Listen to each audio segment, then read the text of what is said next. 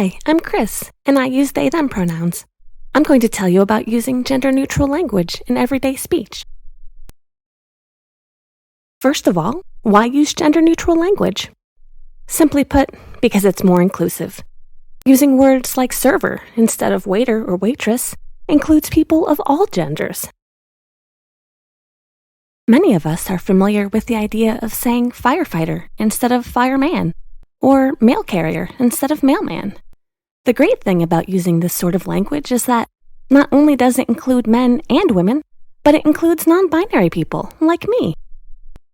Being non-binary means that I don't fit completely into the category of man or woman. For some non-binary people, that may mean they feel like a combination of the two. Other non-binary people may feel like a third gender altogether.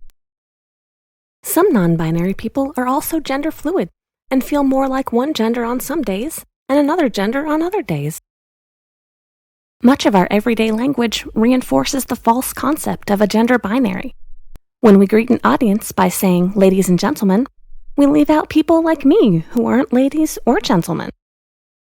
As a non-binary person, I often feel excluded by gendered language.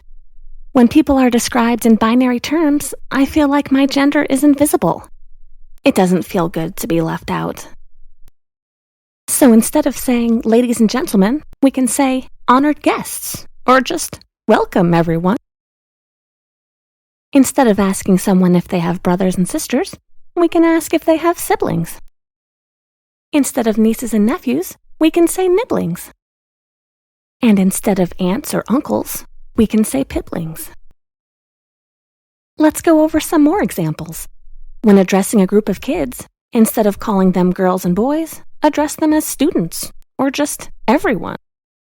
When writing about a single person, instead of saying he or she, use a gender-neutral pronoun, like they. Another great thing about gender-neutral language is that it is inclusive of all sexual orientations. When you ask a group of married women about their husbands, you're assuming that they're all married to men. But what if some of the women are lesbians? It's better to use terms like partners or spouses.